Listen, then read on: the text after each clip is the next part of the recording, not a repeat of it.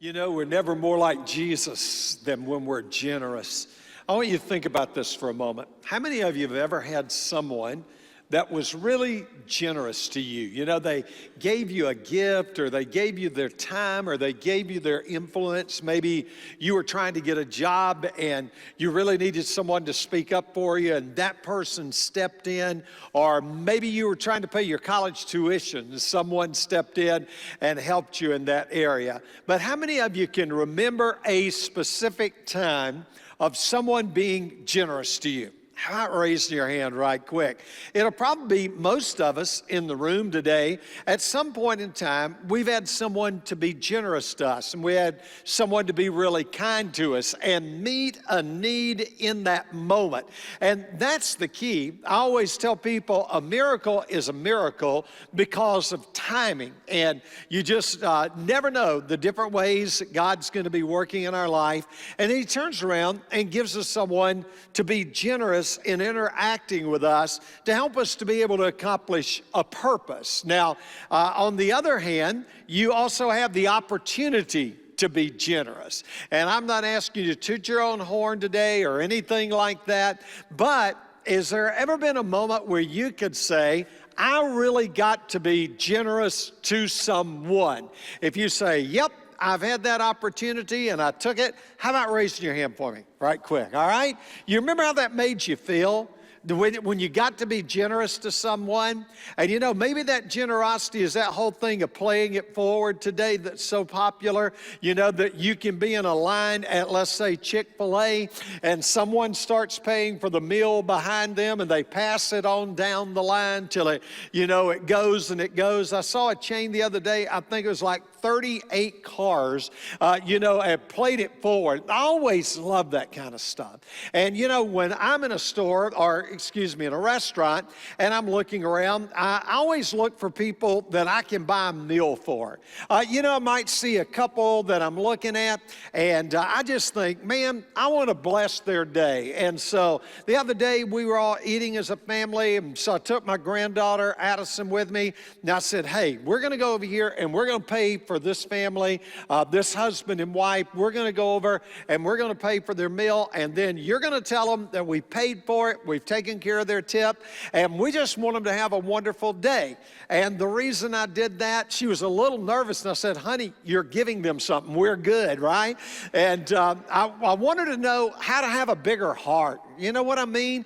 It's so easy to get caught up in being greedy. It's so easy to get caught up in different ways where you're only thinking of yourself. And the irony is there's so many great benefits in being a generous person. When you're just willing to give. And sometimes you don't even get to know the people in your life who've been very generous to you. Now, I'll give you this example. So, you know, I become a new believer in Christ. I'm in my early 20s, and I want to be able to go to college, and I want to go to Mercer University, and eventually I get into Mercer University after their third rejection of me to get into Mercer University. I finally get in, and the first semester, you know, I had my money in hand when I went to register for school. I had my money. But now the second semester comes around, and I'm working as a janitor and a youth director in a church. And that was a wonderful job. It taught me to appreciate everything, you know, literally from the ground up. And the only problem was I was bringing home $80.82 a week. That's how much I was bringing home. Interest rates at that time were about 17 or 18%. I know some people would find that hard to believe today when you were trying to get a car or trying to get a house, that interest rates would have been that high. Gasoline was very expensive. It was hard to be able to make ends meet. And so, you know, I'm wanting to get into Mercer University. That's my dream right there. And eventually I do get in, but I did not make good grades along the way. Now, I know we got a smart crowd in here. I've known some of you in this room since you were a child, and you're smart and you're sharp as a tack. But how many of you graduated academically in like the upper 20% of your class? How about raising your hand again? All right, told you, a lot of smart people in the room. It was people like me that gave you your opportunity. There was somebody else representing the other percentage, and it's me, right? And so, you know, I finally get into college. The guy who didn't have the grades finally get in, and after the first year, I was on a scholarship, an academic scholarship. And the academic scholarship was provided by someone I never met. Her name was Bertie Pilcher. She was a school teacher down in Middle Georgia. And she invested her money in something called oil, and it did well. And Bertie Pilcher said, you know what I want to do? I want to educate preacher boys. Now, I know that's shocking to some of you. I used to be a boy. And so she wanted to be able to bless these preacher boys and help some of them who didn't have the finances to be able to get a college education. And so to this day, I'm so thankful for Bertie Pilcher. I mean, because she gave me that opportunity with a scholarship. But after the first semester, I didn't have the money for the second semester. I don't get the scholarship till the next year. And I tell you this story because it was a miracle in my life, and it was a miracle because of the timing. So here's the deal. I live 2 houses off of Marietta Street in downtown Atlanta. And I've got to get to Marietta Street to go to where I'm going that day. And when I back out of my driveway you just pull straight into, when I backed out of my little driveway, if I take a left, I'm only 2 houses, including mine, from being on Marietta Street where I needed to go. But that day, when I backed out of my driveway, as surely as you're hearing my voice, in my spirit, I felt a voice, and that voice said, Ike, go right. Now, if I take a right-hand turn, I'm going back down into this neighborhood because I live at the very edge of the neighborhood, and I'm actually leaving the neighborhood. There was no reason for me to take a right, but just that impression, take a right. And so I took a right, and I'm driving down Longley Avenue, and I get down to this street where I finally take another right, and there's a little church there called Northwest Baptist Church. And the preacher of the church, Herb Wilson, is out in front of the church, and Brother Herb has a rake in his hand because it's the fall, and Brother Herb is raking the leaves, and when he sees me, and he actually didn't see me. I had one of those cars that you actually heard it coming. Any of y'all have a car like that? I would cut it off and it would wheeze and it would cough. And I mean, that car would actually just sit there and shudder, and you're just praying, God, just let it go quiet, you know, and you're pulling in somewhere. And so I pull over because he's waving frantically for me. And I get out, and Herb goes, Brother Ike. He said, I was praying about you right now. I was praying about you. And when I saw you turn that corner, I could not believe it. And I wasn't even trying to tell him, well, actually, Herb, I was going to go a different direction, but something sure drew me this way. And he says, Ike, there's a sign in the yard of the church, and it's talking about a man who's coming to preach a revival there at this church beginning on Sunday. And he says, Brother Ike, can you come and preach this revival? I only had about 3 sermons at that stage of my life. I was still a janitor and a youth director. I'd never done a revival in my life. And he said, we want you to come and preach this revival. Can you make it? And I thought, well, let me check my calendar. Yes, I can, because I didn't even have a calendar, right? And so I agreed, and I went, and you probably could fill in the rest of the story. When I finished on Wednesday night and they handed me a check, it was for the exact amount that I needed to be able to pay my college tuition that was coming up quickly. That was the first financial miracle that I ever saw in my life. Now, you might say, Well, that's just a coincidence. You were going to go left, and instead you took right. See, I believe that there's this thing called the angel of duh, and sometimes the angel of duh passes over people because you see, a coincidence, if you have your eyes open, and we're filled in a world with the coincidences.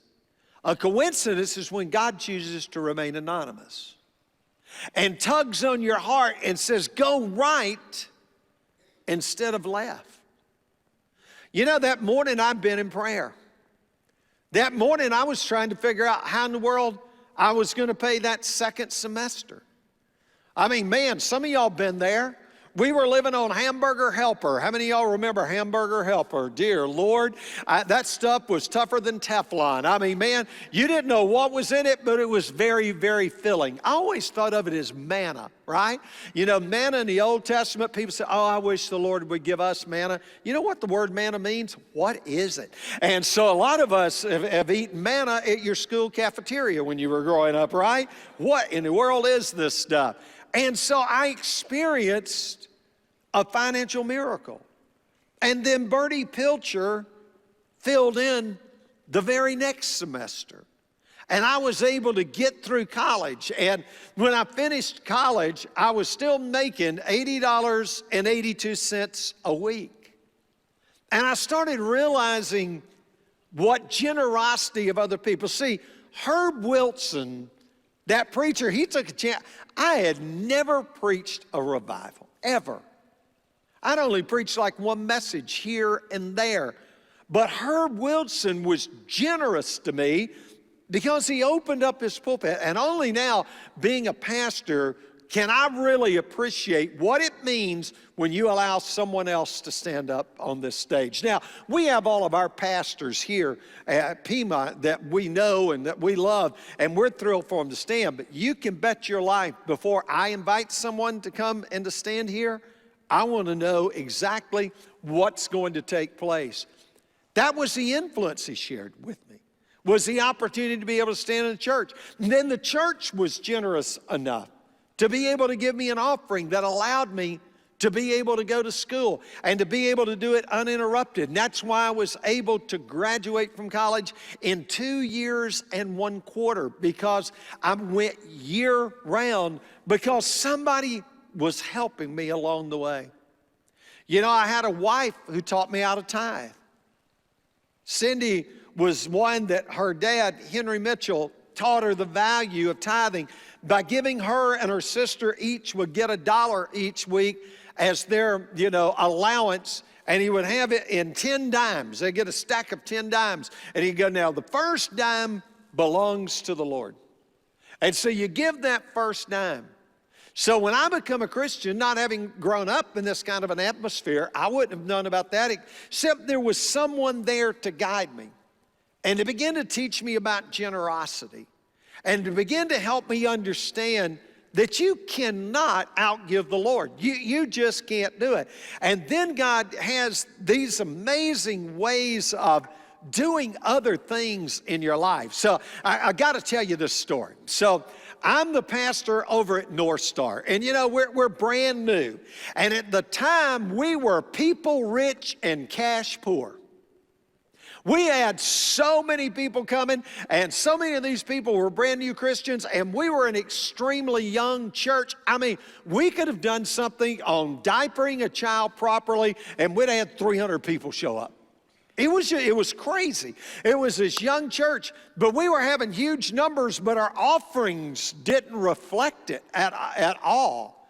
And so we got into a tight place. Now, this happened on a Friday morning. On Friday morning, Mike Lynch, who's now the senior pastor there and does such a fabulous job, Mike was in with our financial secretary talking to her, and she looked at Mike on that Friday morning and she said, Mike, we're out of money. We're out of money. We've expended everything and we're out of money.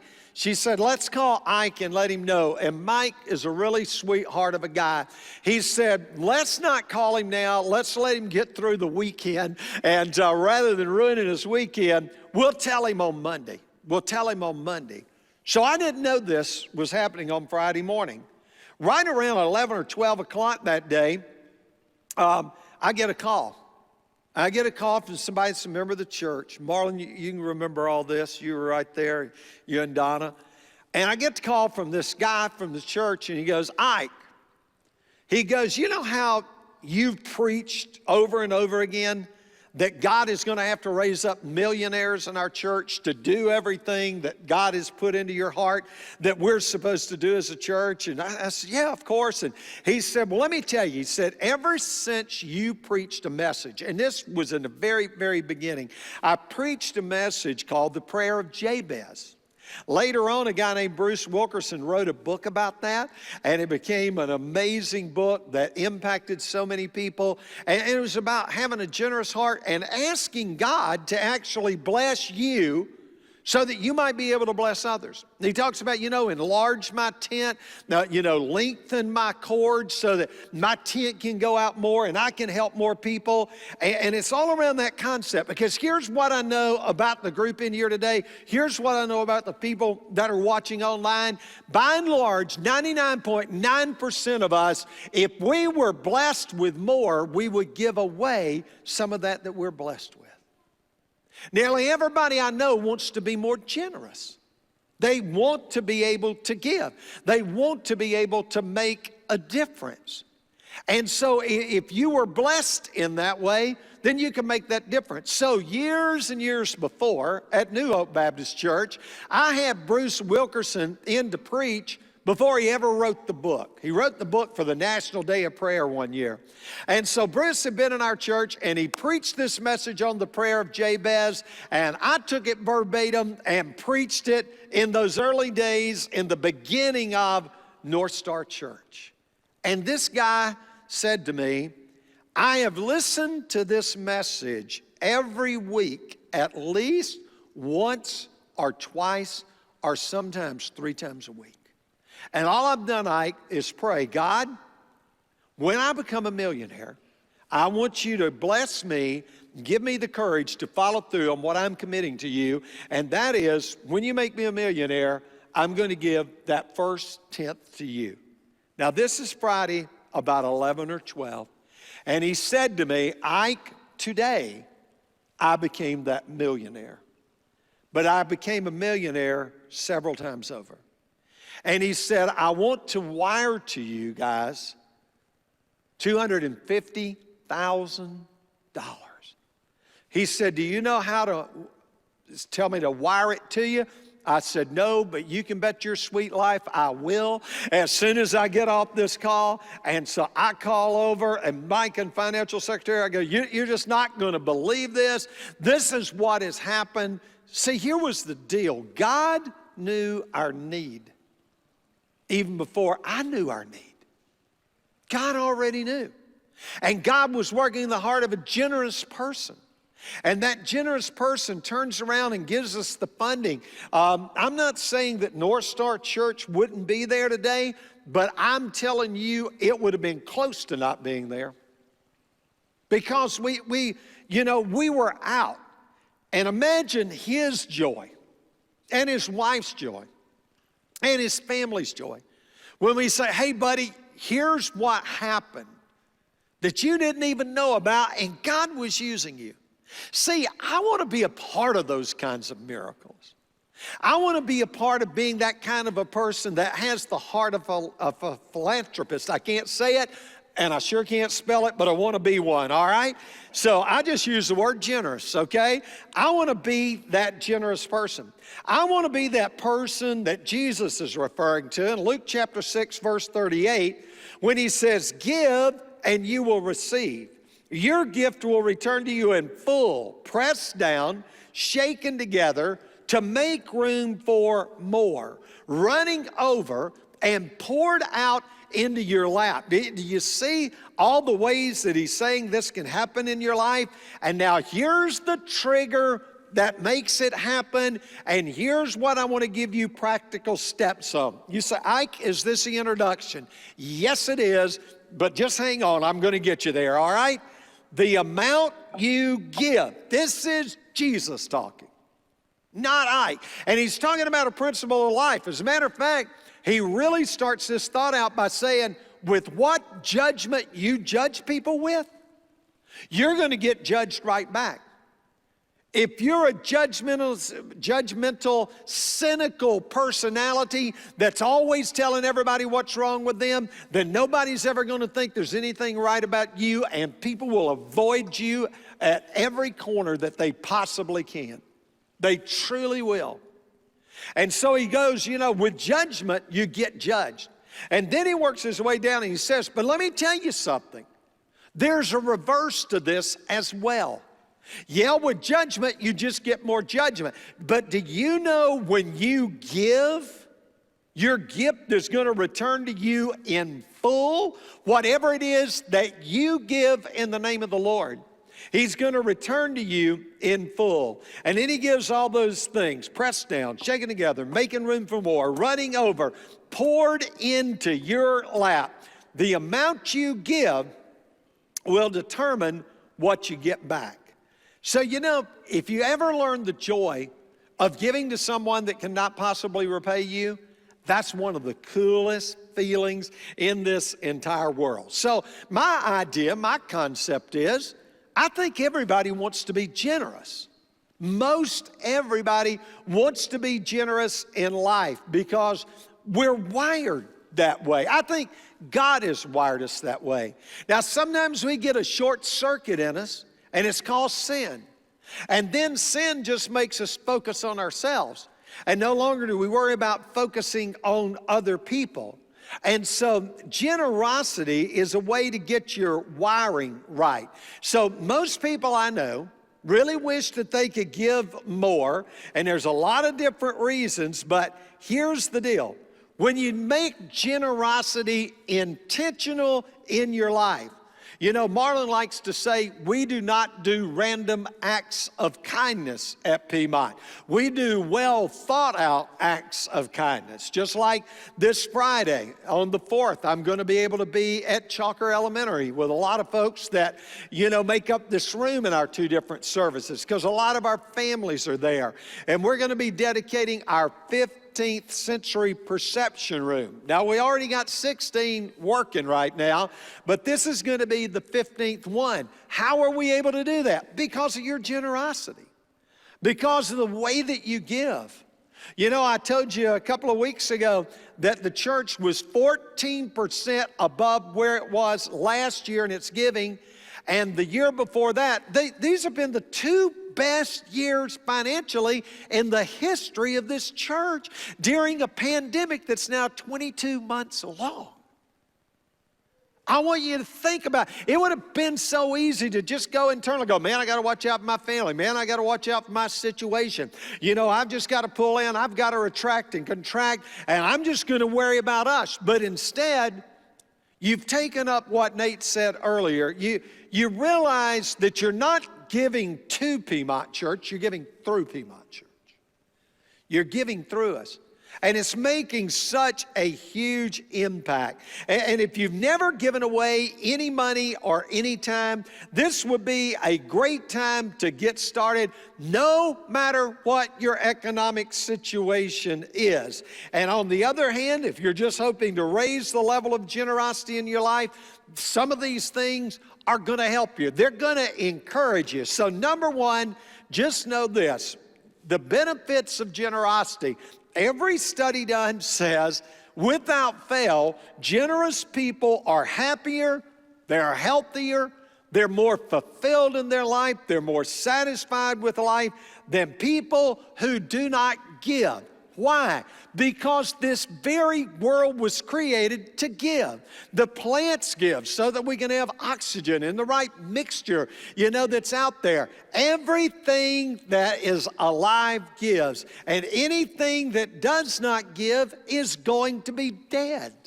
It's going to be dead. I've been with a lot of you in this room today. We've been to the Dead Sea before. We've taken our trip over to Israel. And you know why the Dead Sea is the Dead Sea? Because all it has are things, tributaries coming into it, and nothing goes out of it. Nothing. And so the Dead Sea is the Dead Sea because all it does is take in and it never gives out. Giving is a way to do this, and generosity is really the opposite of being self-serving and just always thinking that it has to benefit you. And so, think about the benefits of it. Embrace gratitude as a way of life. This is your next step. Make a list of the things in your life for which you are grateful. Now, that list doesn't have to be long. I read a book called The Power of Five, and so I'm into this kind of a concept, but I've been doing it for quite a while. 5 things every morning when I get up, before my feet hit the floor, what are 5 things that I'm thankful for? Always at the top of my list is that person that's sleeping beside me. I'm so thankful that she's there. I'm so thankful that I woke up today. Zig used to say, if you don't think today's important, just try missing it. Yeah, and I'll say, whoa, this is a really important day in my life. I've gone to be with the Lord. So every morning when I get up, 5 things I'm thankful for, Lord, today. And at night, 5 things I'm thankful for. 5 things I'm thankful for. When I laid my pillow on the head, laid my head down on the pillow the other night, this will probably embarrass her to death, but I was real thankful for a young lady named Sophia Hargis. And I was real thankful for her because she's a junior at Pope, and she's writing a paper, and let me just tell you, her parents did a mighty fine job of raising. This young lady, so sharp, just incredible young lady. And she was doing a paper and talking about happiness and leadership and how are they tied together and those different kinds of things. And she sat there and told me the different ways that she served in the life of this church. And I'd never really had a conversation with Sophia. And we're sitting there and she tells me about her mom and she tells me about her dad. And I'm sitting there and I'm looking at what I pray we help to produce in the life of our church. Young people moving into that student ministry and getting ready to launch out on life. And one of the things that I was thankful for that night was getting to talk to you because you so encouraged my spirit. I also got to go to lunch this week with a gentleman named Jerry Leonard here in our church that I never had the opportunity to talk to. I saw him here at a global leadership conference that we sponsored for the community. And Jerry got to tell me about growing up in a country of Grenada. And when he grew up there, he was taking care of his brothers. His parents had to move to America to try to accumulate enough money to be able to move the family to America to give them a better way of life. And when he graduated from college and he had his first year of being able to work, I should say, he earned $3,000 in an entire year. And he told me, he said, Pastor Ike, what you said about $32,000 being the level that you're wealthy in this world. You're in the upper 1% of wealth if you make $32,000 a year. He made $3,000 that entire year. His parents who had moved to America, to New York City, combined, they made $30,000 that year. And here he is, a guy, graduate at Emory Business School. And you know what he helps do? Make sure that people are parked in our parking lots well. He's a part of Brian Dodd's team, and Brian Dodd said to me, there's a guy you need to meet. You know what? There's a lot more of you I need to meet. There's a lot more of you. I want to know your story. I want to know how I can impact your life. I want to know how we can be here as a resource. So when I think about being generous, consider the benefits of that generosity. Embrace gratitude. And again, Sophia, you didn't know I was going to do that. So I hope I haven't embarrassed you to death. But when you begin to intentionally think this way, you'll be surprised at this. I am really, really blessed. I am really, really blessed. And you know what? If you've never really been a giver, here's what I tell you, start small. I know there's some preachers who look at me and go, well, you're teaching partial obedience. They should be tithing and so on and so forth. Eventually, that's exactly what I would love for you to be. That you'd give away 1/10 of everything that you're blessed with. And that you would just honor the Lord, with that giving. That's where Cindy getting the 10 dimes a week and saying, Ike, this is how my father taught me to give. Man, it's just something so important. But start small. And you know what? If you're embarrassed to give away and all you have is $1, don't be.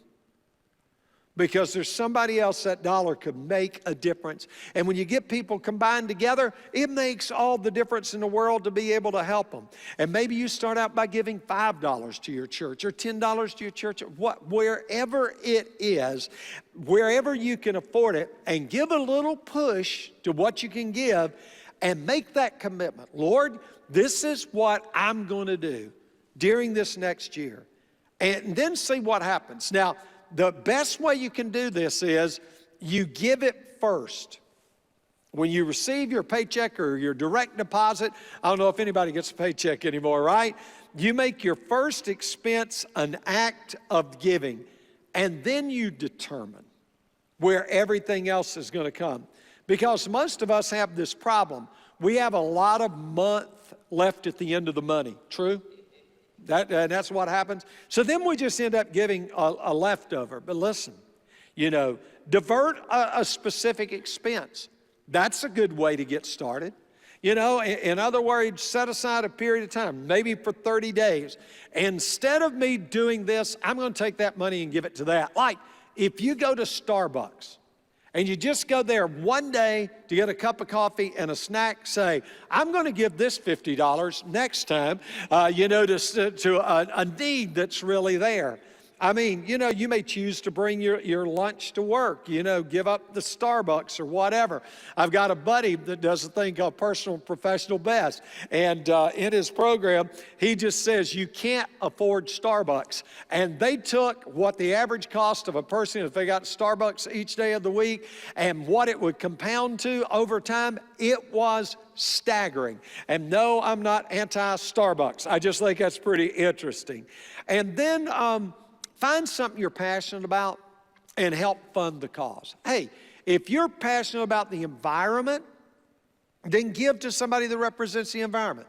If you're passionate, let's say you're passionate about people having clean drinking water.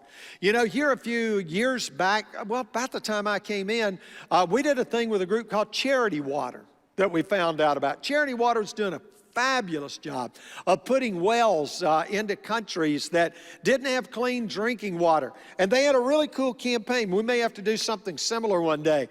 I challenged the church, hey, let's give up our birthday money. Tell people in your family, instead of giving you money for your birthday or buying you a gift, you would rather them take that money and give it to you, and then you turn around and give it to Charity Water. I think we funded 7 or 8 wells that year.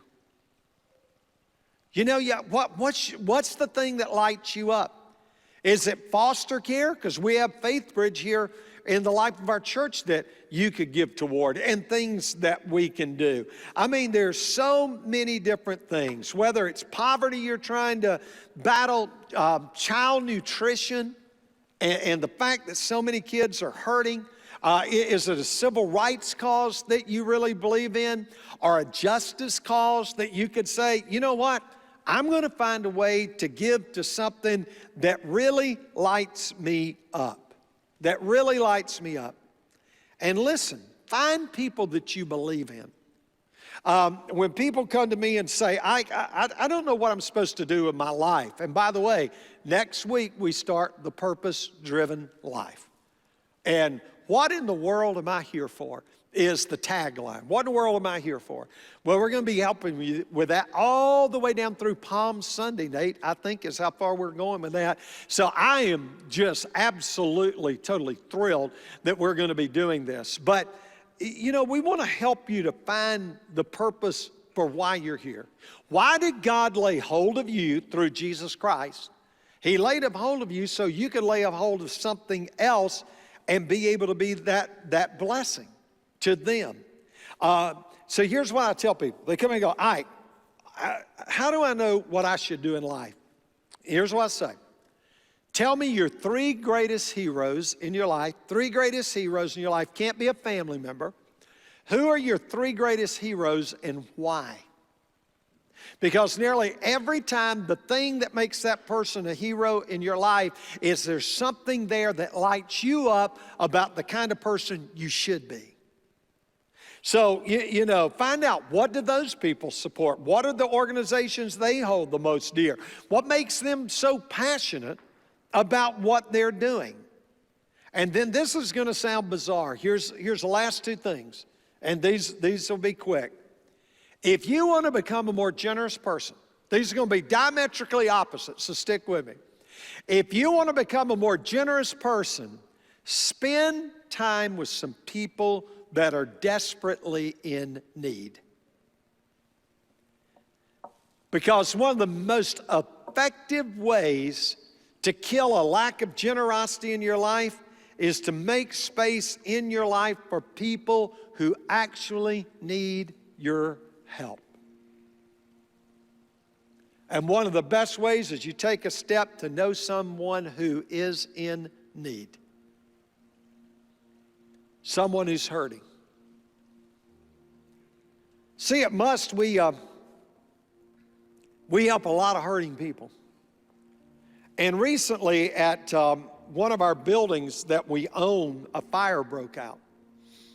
I got the call about 9:45, hey, Ike, building's on fire. And it's moving really, really rapidly. So I immediately jumped up and put on my clothes and took off to get there. I was back and forth with people who had gotten to the scene, and we didn't know where all of our people were. There were 16 people. We didn't know where they were because there's 3 other buildings. Everybody had poured out of their buildings with this fire, making sure the other buildings didn't catch on fire. And so we couldn't account for people. That was the longest 15 minutes of my life, not knowing how many people we might have lost in this fire. Well, I finally got there, and right about the time I'm pulling in the parking lot, I get a call. Hey, Ike, we've accounted for everybody. We've accounted. And then I stood there, and these are people living in what we call permanent supportive housing. In other words, they've already been homeless. It's the only way you can get in this program. So they'd already gone through it once. And they're standing there. They're in a group. And we're watching everything they own. They didn't even have time to get cell phones. And I met a couple of them who had run back into the burning building because they knew a man who recently had surgery, and they said he might not have been able to get out. They ran into that burning building, and they saved his life. On Friday morning, I had them tell the story to our board. And we asked them the question, why did you go back in? And one of the men said, well, we're a family. They're a family of broken world people, y'all. And we look out for each other. I had to go back in. I had to go back in. The gentleman who was in the bed suffered smoke inhalation, had to be hospitalized. If you met some of the people that I get to meet all the time who are hurting, you'd go, sign me up, brother. How can I help? And you do by giving to this church. This church richly gave to Must Ministries this past year. We're sponsoring the chapel in the new shelter because of your generosity. We sponsored summer lunch. 535,000 summer lunches went out this past year because of you. 3.3 tons of food every single day went out the doors because of you. Because you give through here and we give to them. Hey, homeless shelters readily love volunteers. We have systems in place there. If you ever want to begin to volunteer there, we would love to have you. See, in 2019, we had 17,000 volunteers who worked with us. That's not 17,000 hours of service. 17,000 volunteers gave multiple hours of service. It's the only way we can make it. On Charity Navigator, they recently released their third-party rating system. 13 cents of every dollar ran the entire organization. 87 cents went to the programs. You make me so proud because we get to give and support that. So spend some time with someone who has very little, and then this is going to sound bizarre. Spend time with a generous person. It will change your life. To look at people that are generous, and listen, so many ways to be generous. People are so generous to me. I'm so blessed. So many of you have done wonderful things for our family, whether it's cook a meal, which we don't have home-cooked meals at our house. Robin has been on strike now. We've been married 39 years. She's been on strike for 39 years. When it comes to, to cooking, that's not her thing. But y'all provided meals, you provided love, you've provided support. There's people here say, I don't have a place in the mountains. I love the mountains. I don't have a place at the beach. I love the beach. But there's been people here and in other places that my family and I've been able to go and get away and study and do things because of your generosity, because you went the extra mile. So I personally benefited from the generosity of people that interact in my life. And here's what you'll find out about generous people. They're wonderful. And if you get that opportunity, here's what I want you to do. First question, why are you a generous person? And then just sit back. You won't have to say anything for a long time. They'll start telling you all of the benefits. And then ask them this question. What advice would you give me to get started in being a generous person? Write down what they tell you. Don't you ever ask for someone's time and not go in there with a legal pad or something, or your tablet or whatever, to write down exactly what they're telling you. Hey, listen, this church is going to need some millionaires. I have a lot of dreams in my heart and the heart of this staff. Wouldn't it just be awesome today when it's filled?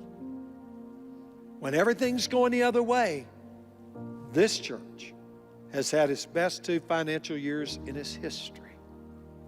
And that's remarkable. Thank you, online audience, for the way that you give. Thank you, church, for what you do. Thank you, Lord, for giving us Jesus. Let's pray. Father, thank you for the salvation that we can experience in Jesus Christ. Father, today I pray for people who may have never experienced your Son. Now I pray today would be a day that they would exchange their sin for your righteousness. That God truly, they would become born again. So just say to him, I give you my life the best way I know how, God. Now save my soul. I pray it through the name and the power and the blood of Jesus Christ. Amen and amen.